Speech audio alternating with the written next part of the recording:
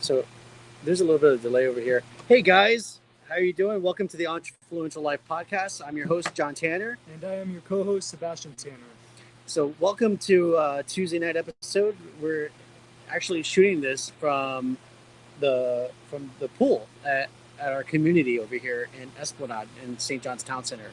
We thought it'd be kind of cool to change it up, right, Sebastian? Oh yeah, definitely. And so I don't know if you can notice, but there's like these blue ambient lights inside of the swimming pool, and you can see that the architecture here is kind of like a Roman style architecture, if you will, like a Mediterranean style architecture. You know? We've got beautiful palm trees in the background, and there's a couple of lanais where you can hang out. We love this place, and so yeah, we thought it's a nice, cool night. We just thought we'd come out here and broadcast by the pool. Switch up the scenery a little bit. Exactly. Look, the battery's already at 29%. Um, So we may have some technical difficulties on the laptop, but we're streaming from my iPhone 13, so we should be fine if the laptop goes out. But anyway, so I'm ready to dive in. Are you ready to dive in? I'm ready. Let's do it. Great. So I'll start off with the physical tip of the day. absolutely. All right. So for my physical tip today, it's how to find the time to work out. So a lot of people, especially those that are already in their routines, they're stable, they go to their same job, they have the job, they're set in their routine basically, and they claim that they have no time to work out. That would be me lately. And sometimes it can be me too, but we all can dip down a little bit, but it's how we step back up and bounce back that's what's the important thing. That's what really matters. 100%. And so the way to do that is you have to ask yourself, how do I find the time to work out? You got to sacrifice something that you're already doing right now. And most of the time, a lot of us that claim that we have no time to work out are spending a lot of time on our phones. We're scrolling through social media.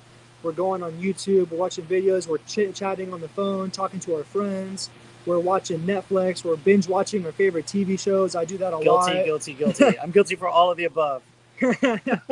So the biggest thing is that you don't need to spend hours in the gym to get a good workout. You can spend 15 to 20 minutes, and if you give it your absolute energy, you give it your all, you're going to freaking sweat, you're going to burn calories, whatever it is, you're lifting weights, you're doing cardio, whatever workout that you like to do, you do it and you put your max energy to it, and that's going to be a great workout. Then some of the people that go to the gym for 2 hours, they're just sitting there, they're resting too long, they're not, like, it's really almost pointless at that point, So if you spend 15 to 20 minutes or even 10 minutes, you can do a 10-minute workout. And if you really give it your absolute all, you're going to get a better workout than some people that are there for an hour plus time. Mm-hmm. And so, that's the biggest thing, is just finding it's really called sacrificing. That's like the word that comes to mind when I think about how do you go from not having time to work out to making the time to work out. We all got the same 24 hours in one day. So it's important that you got to choose what you're doing with that. So if you need to sacrifice social media in the morning, go and spend, instead of spending an hour on your phone looking at stuff, you can spend 15 to 20 minutes, go get your workout in, get back, shower, and you can still spend another 10 minutes. You can go back on the social media and you can have the best of both worlds. I have a trick that I'm not doing right now, but I used to do it before, and I like to throw in there, right? Yeah. So when I was younger, I used to have a free weight. It was a 20-pound free weight in my room. Yeah, you can work out in your bedroom. Right. So like I would have my free weight, and I would pick that thing up, and I would do my curls, right? Yes. I would do like my lucky sevens with it, Yep. right? I would do my shoulders, triceps, right? Work on my triceps and my shoulders and your with shoulders, it, and then also my lats too by doing Yes. lift, and all of that just like in a 15-minute workout in my bedroom. So like there was literally no excuse when I had that in my room. I would just pick it up and knock it out. And so I don't have that right now, and I think I need to get that because sometimes I feel lazy. I don't want to come to the gym like after working all day. But if I'm in my house and the weight is right there, then I'm like, look, there's no excuses, man. It's right here. I'm gonna knock it out. It's looking at you. Right. Exactly. It's a good reminder. And if it's a fun thing that you like to use, right? Yes. Maybe it could be like a Pilates pad, Exactly. And that'll motivate you to do a session of Pilates or yoga or Tai Chi. Like me, another thing, man, like if it's easier, you're more likely to do it, right? Like exactly. If I had like a Tai Chi video like ready to go, like I could hit play and just go, right? For 15 minutes. Yes. And so like make it easy for you and make it fun. Yep. Exactly. So that's it. You know, make it fun. Try to find something that's convenient. Right. And if it's not, you don't even need. It's easier when you have some more weights, you know. So like really, you got to invest in yourself. You can do body weight stuff, but that takes a lot of more effort to get to the body weight workouts. And it really doesn't cost a whole lot. You can go and get a dumbbell from Walmart. You can get it for like $15, $20 or whatever. It's worth the money, man. Yeah, exactly. To look good worth it. and to feel good because you get energy, it's worth it, right? Yeah, and when you're starting off, you know, you don't need to do a whole lot. Like you don't need to have a whole. You don't need to go to LA Fitness or Crunch or Bailey's or wherever you're going. These big Gold's Gym with all the weights over there. You don't need to have none of that.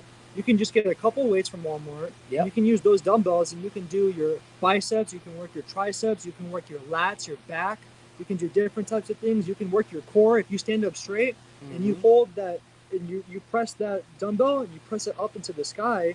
That's a shoulder workout, but it's also working your core. Okay. And it's also different because a lot of people, and my girlfriend told me this recently, that a lot of people want to do crunches and they want to do the sit-ups and everything to get abs. But the thing is, that's not working your inner core. Like the full core is more than just doing little sit-ups and stuff for the abs. You know, like you got to really, to build that core muscle, you can do different movements that will really work that muscle out. So and it's also a compound. Your lower back as it well works on too, your right? lower back. It's not even the beautiful part is that it's not just your ab core. It's the whole core, your whole torso. Yeah, it works core is your midriff. Is everything, right? Exactly. So your lower back, for people that suffer with lower back pain, you start doing these workouts and it's going to help you with your lower back pain because chances are I need that. The lower back is not strong enough. You know, like so. You know, you do stuff like that, and you're doing a full body workout. You're not just doing one little thing. And if you want to just use the weights to do, just focus on arms one day or focus on the back, you can do that as well. But yeah, that's it. You know, basically just find the time to work out. You have the time, you got to make the time. I love it. I love it. Thank you so much for bringing the physical tip of the day, man. That is awesome. It's powerful. I'm charged up. I'm going to go buy myself a dang free weight. You only need like 10 to 20 minutes. You don't have to start off with hours plus doing the workout. So many people get intimidated thinking that they need to spend the whole day. Right. No, if you're a busy entrepreneur, you're busy, you're working your ass off every single day, you're working 2 jobs, whatever it is. Just do something. Just do a little bit, 10 minutes, cardio, it doesn't matter. Even one set, right? But here's the thing, right? If you do one set of let's say just biceps, if you do one set, right? 10 repetitions, you know you're not going to stop at one set. Exactly. You're going to do 3 sets, right? Because you're going to like, let me get all 30 reps. Once you start doing it, before you start, so just you undermine yourself. You're like, okay, maybe I'll just do one. But once you're in there, I'm too tired or blah, blah, blah. Right. Then you get into the energy, you get into the zone. Promise yourself one set. More. Exactly. Right. Once you step in the door, you're going to push yourself farther than you thought that you could. But just start with that one set. Yeah, start with one. Yeah, just lie to yourself. Just lie. We give you permission to lie to yourself. Trick yourself to work harder. Right. Go ahead, do it, man. I dare you to. Okay. Yeah, that's it for the physical. All right, for the mental tip of the day, we're back to we're on rule number 7 from the 12 Rules of Success by Earl Nightingale. Yep. And we've covered this before back in June, but here we are in October, and it's worth mentioning again at least 2 times a year because it's so good. Yes. All right, so here's rule number 7. The deepest craving of human beings is to be needed, to feel important, to be appreciated. Give it to them and they'll return it to you. Boy, isn't that so true? Like, don't you love when people appreciate you? Yes. Right? It makes you feel great. Yes. You feel like a rock star. You feel like a rock star. So make people feel appreciated. Make them feel important. It's so good for them. All right? You're doing a service to them by doing that. And you're doing a service to yourself because of the law of reciprocity. They're going to give it back to you because you give it to them first. Absolutely. It's the golden rule. You treat others how you want to get treated. Right. Yep. You give them that make them feel like an MVP superstar. Yep.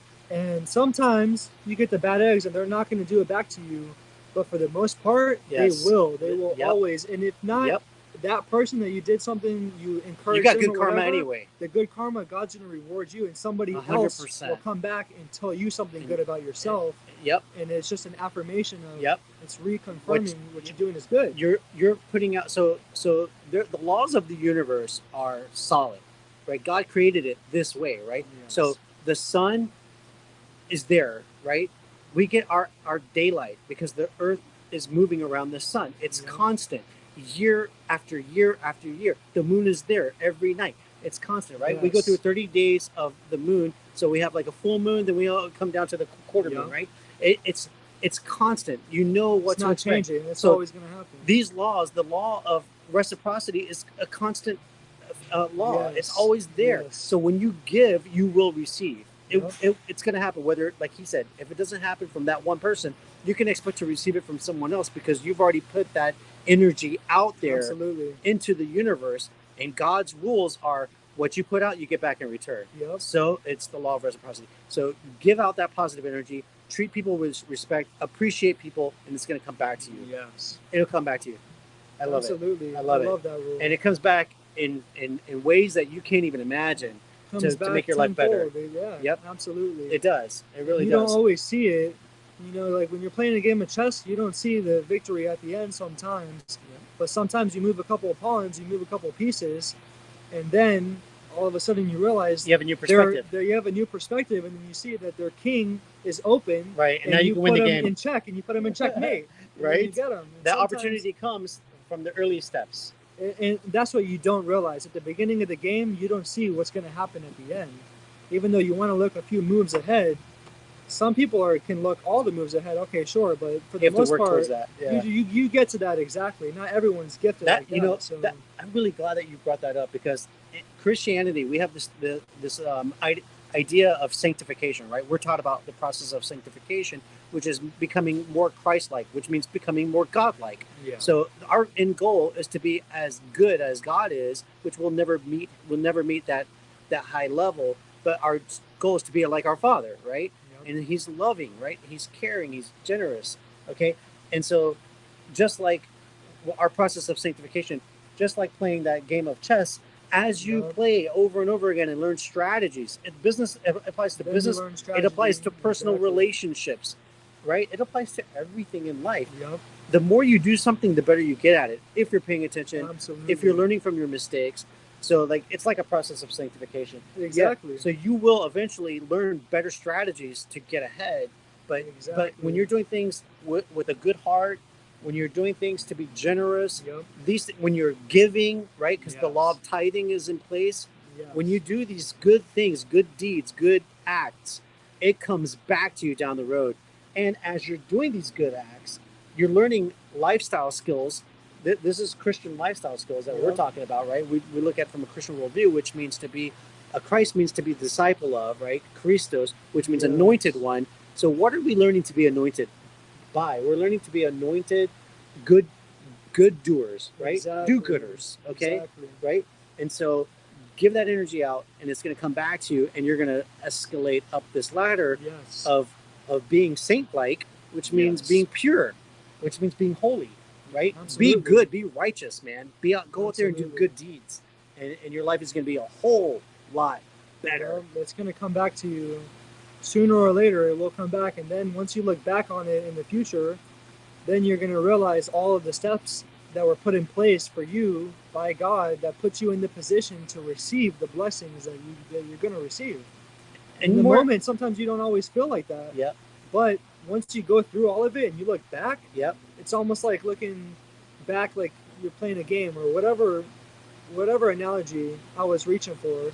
You know, like you look back on it and you can see steps you reflect on it. You reflect on the good things that happen out of it, right? Absolutely. And here's a couple of things. I had two thoughts that popped in while we're talking about this. Number one is on Christmas, which is the time that we celebrate Jesus' birth, even though historically it's inaccurate, but that's as people, that's what we chose a long time ago.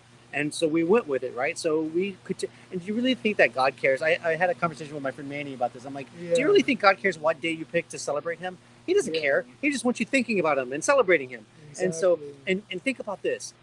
On Christmas, it's Jesus' birthday, right? Yep. The day that he was born in Bethlehem is the day that we celebrate his birth. We're the ones that get Christmas presents. Exactly. We get gifts on his birthday. Now, how cool is that? That's how generous our God is that we all get Christmas presents on his birthday. Yeah, exactly. Okay? So that's number one that I thought of. Number two is, well, I already forgot number two, so let's just go with that. That was great. It's just being generous, and in general, being generous is a good thing for you. Oh, here it is. Number 2 was, it's really in the gift of giving that you really find the most joy.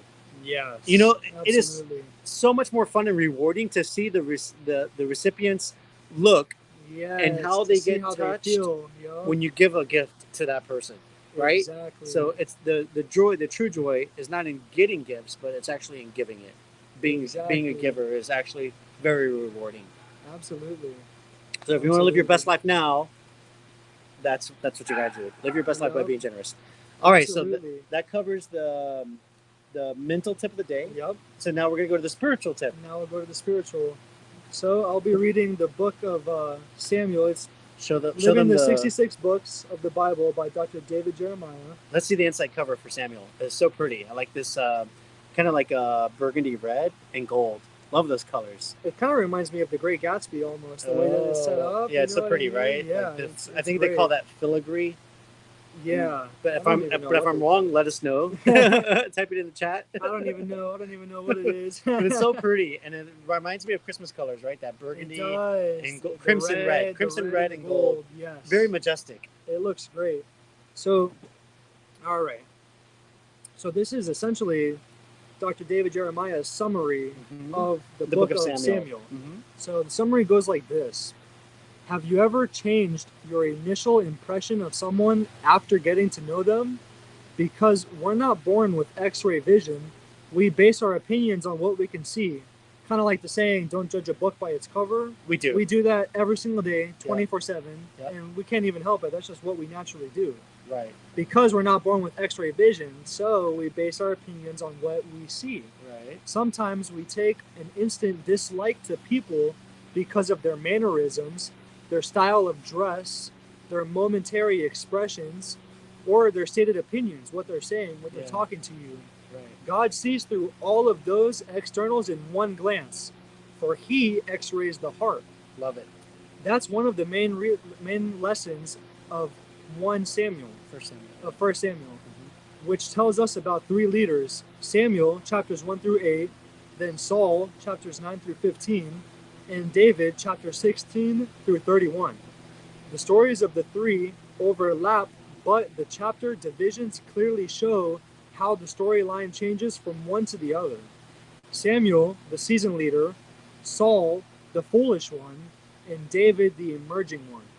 Despite his wisdom, Samuel missed seeing David's potential. He was the youngest of Jesse's sons, not as impressive as his older brothers, of his older taller siblings with their impressive faces. Yet God saw in young David a man after his own heart. 1 Samuel 13:14. There are 2 lessons for us in this. The first is that we shouldn't be overly concerned about how impressive we appear to others. Don't be full of how you look, right? You know? Or worried about it. Or be worried about it. Who cares? You know, you dress how you like to dress. Don't care what impression they're gonna have. It's like, how can we help them? Exactly. Right. Our beauty should not be primarily outward, but the hidden person of the heart. 1 Peter 3, verses 3 through 4.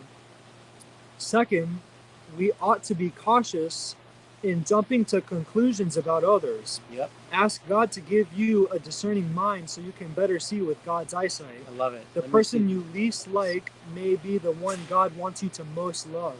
I love that. So the key theme of this is to don't judge by the first impression. For God doesn't look at people as we do. We look at the external appearance, but the Lord looks at the heart. So He's looking at people for their internal, who they are on the inside, and we're always looking at people from their outside appearance, and we judge them based upon that. So pause there for a second. Yeah. So like as you progress in the process of sanctification, which means becoming more stronger and having a Christian worldview, then you start looking less at physical appearance and more at the inward person. Yes. And isn't that a great thing to do? Like, don't you think that's a strong value to have as a human being? Yes. Absolutely. Right? I think so too. I love that. And so, all right, so the key challenge that Dr. David Jeremiah says from his summary of the book of Samuel, our challenge is, as you prepare for your day every morning, ask the Lord to give you a cheerful spirit and a smile to begin your day. Be ready and willing to accept others as God has accepted you. The key verse, But the Lord said to Samuel, do not look at his appearance or his physical stature, because I have refused him. For the Lord does not see as man sees. For man looks at the outward appearance, but the Lord looks at the heart. 1 Samuel 16:7. The key prayer, dear God, please help me see others through your eyes and not as the world sees them. I praise you for forgiving and accepting me, my Lord and the rock of my salvation. Awesome. So that I love that because God forgave us for being sinful human beings, right? yes. We walked away, like we screwed up in the Garden of Eden, Adam and Eve, right? So man has a sinful nature. If you just look at humans, you can gauge that very quickly, right? That we have a sinful nature, and so but God forgave us through our faith in Him and in His coming to earth and dying on the cross to pay for our sins. He said, all you have to do is believe in me that I'm paying the price for you. And it goes back to some old ancient scripture where he made that promise with Abraham, and he fulfilled the promise when he came as Jesus Christ and died on the cross to pay for those sins. So all you have to do is have faith, believe in him, and then start changing your ways, right? And so this is one of those ways that we change. We change our ways by not looking at people and being judgmental from the outside. We don't look at the physical, but we look at the heart. We look at the spiritual. This is a better way of living your life. Exactly. This is good rules to help you live your life now and receive the positive rewards that comes from it. So all of the information that we're sharing here with you from this analysis of the Bible is to strengthen you and encourage you to live a Christian lifestyle so that you can be better to others and so that you can receive the rewards of living that better lifestyle. Yeah, absolutely. And something that's very interesting to me, and it's kind of interesting, but also it's kind of cool to think about, that the first book of Samuel and the message that Dr. David Jeremiah says, the key theme of, don't judge people, don't judge a book by its cover, don't judge them by their external appearance. That's God's word. Look at them from the inside.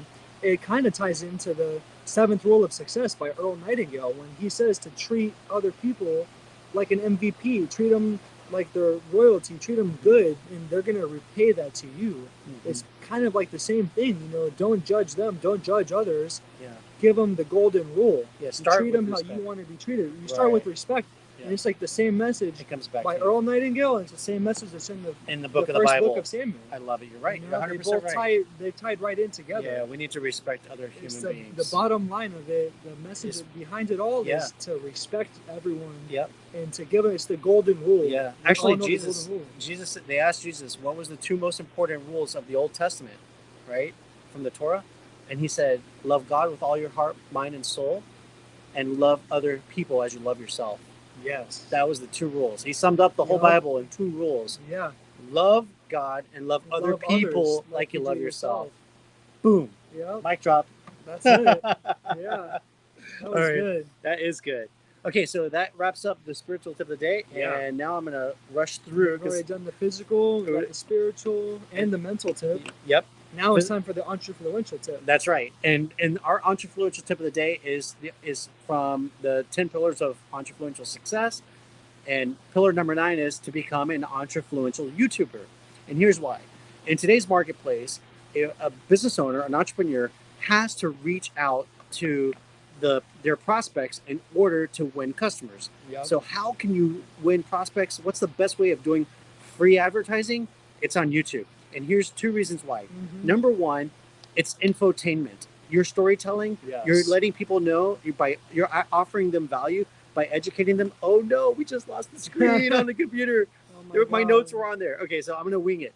So you're letting people know about your products or your services, right? And you're educating them on how they can be useful to that person, right? Your ideal target avatar customer. And so you're getting exposure. YouTube is free for now. Unless that changes, it's free from now. Hello, Greta from Ruatan. My cousin Greta's tuning in. Welcome, Greta. Hello, so Greta. Great to see you. So, hey, number 1, it's free, and you might as well take advantage of it. And number 2, you can capitalize on it. You can monetize your videos because you can put links into the show notes where people can go on there and buy the products or services that you either create or that you recommend from other people. So like right now, Sebastian and I are working on getting affiliate links from different partners that we use in our business. Yes. And then so we're going to start showcasing behind the scenes how we use these tools like StreamYard, for instance, to do our show, and then the other things that we have coming forward. Absolutely. Like our book, and then also the YouTube videos and everything. So all of the tools that you use, you could put links to those things. And when your audience buys those links to whatever it is that you recommend, like for instance, I just created an account today for WeVideo. I love doing video editing for my YouTube videos on WeVideo. And so we created an affiliate link, which it's not going to be in here yet, but we'll go back to our former videos and we'll put those links in there so we can make sales, because affiliate commissions are fantastic. It's a great way to add ancillary income into your business. You educate your audience, you get them to know you, like you, and trust you while you're doing that in your videos, and you make affiliate sales as well. So it's a huge profitable machine. And if you think about this, when you create your videos, just like we're doing right now, we're creating a podcast and it's being streamed onto YouTube. It's going to live on YouTube until YouTube goes away, or they tell us you can't be here anymore, right? So we're borrowing their space, and it's like opening up a virtual store, if you will. And if you have 100 videos, then you actually essentially have 100 stores open. If you have 1,000 videos, you have 1,000 stores open. And guess what? You have 1,000 employees. It's you on the video working to sell your products and services. Not only today, but tomorrow and the day after that and the day after that, and so on and so forth, until it goes away, right? Or until nobody wants to be on YouTube anymore. If it becomes MySpace, those might be a couple of people that click on it. You know what I mean? But it's not a popular thing anymore. Things evolve, and you need to continuously change and look for that, whatever's the new avant-garde trend that's going to come. But for right now, it is hot. YouTube is here to stay for a long time. It has been here for 20 years. I wish I would have capitalized on this 20 years ago when it was like brand new. I remember in 2004, I was like, I got to get on the YouTube game, man. This thing is going to be hot. And now it's crazy how big it is. And the people that got on early are millionaires, right? So you can do the same thing too. Start doing your videos today on there, and you're going to have all of them living in perpetuity for now, as far as we can see, making money for you, all of these virtual stores working for you. So that's why you want to become a YouTuber, okay? An Entrefluential YouTuber. Yeah, that's the great part about it, is that, you know, like we go live on the StreamYard, but our videos, all of our podcasts that we're going live on, is staying on the YouTube channel, and people can go back and look at it. So it's not like a radio show or something like that where you got to tune in on Monday, tune in on Tuesday at 7:30 p.m. for the Entrefluential Live. And if you miss it, it's gone. You didn't get to see the episode. But that's the beauty about podcasts, though, because podcasts live on the channels that they're at, right? Like Spotify or iTunes. You could download a whole season. You can listen to it. Right? Once the whole season's uploaded, you could download all of them. They live there in perpetuity too, for now, as far as we can see. So you got YouTube that you're podcast, right? Channel. So you're putting money down. You're putting a bet on YouTube. You're putting a bet on podcasting and multiple channels, because he was talking about StreamYard. StreamYard helps us broadcast it to YouTube, but we can also broadcast it to Facebook and to LinkedIn and Twitter, I think, and down the road.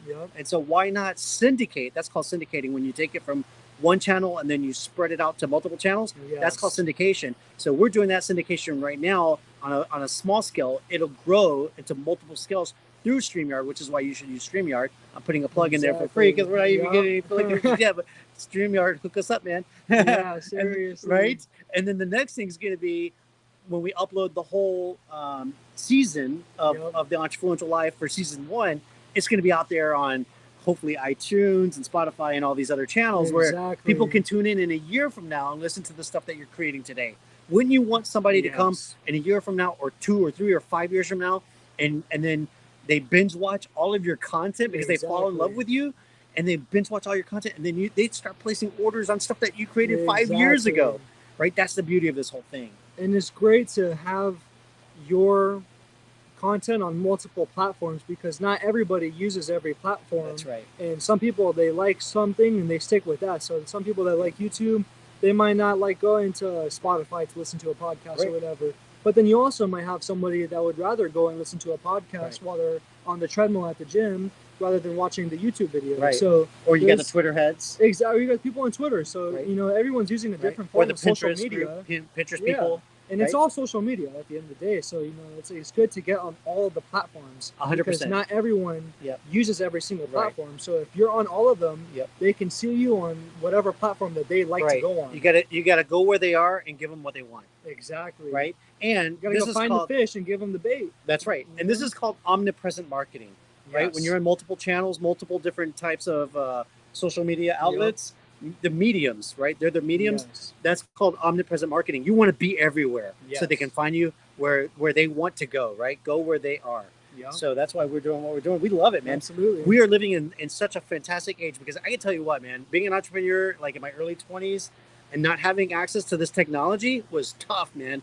It was really hard. You got to go out and knock on doors, now right? Now you have all this information. It's right there available, waiting for you to go and start looking at it. I love it. It's insane. It's a great time to be an entrepreneur. Yes. And you got to take advantage of these resources, which you can get from the 10 Pillars of Entrefluential Success. It's all of these resources are there for you for free on YouTube. We've already got 2 episodes already up.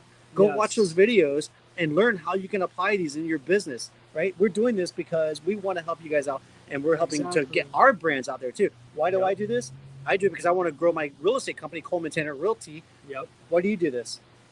I want to grow my fitness company. Exactly, and real estate too, and right? real estate, right? So and just being a motivational speaker. Exactly, because that's right. We want to motivate people. We want to help them out. We love personal development. Exactly. We get excited about having a personal development company. We want to do. We were talking recently about doing workshops where we bring people into a hotel conference room for 2 days, and we help you build your content. We will film you. We'll record your podcast. Yep. We will help you write a small book to get out there in front of in people's hands. And so like those kind of workshops are going to be coming in the future. Right now they're ideas, but ideas turn into physical items once you continue to focus on them. So it's the law of attraction. That's right. So anyways, this is so cool, man. I'm so happy to talk about this. I love this content, man. I geek out on marketing. So anyways, thank you so much for joining us. That's it, man. We're wrapped up, right? That's everything. Cool, man. I think it was pretty fun being out here tonight. It was nice. And we got to be able to plug the laptop in so it doesn't die on us next time. We need to have it fully charged so we can keep the show notes. It was, but the battery's dead, man. So we got to get a battery supply. That 11% was more like 1%. I know, right? It was like fast going, man. Yeah. Oh my god. Anyways, we survived. That was great. It was. I did it. Well, thank you so much for joining us this evening. Thank you. As we always like to say when we end our show, go out there and amplify your message. Take care, guys. We'll see you next Tuesday, 7:30. Love you guys. God bless you all. Take care. Bye. Bye, Greta. Thanks for joining us tonight. So happy to see you. Bye, you guys. Bye, you guys. Bye.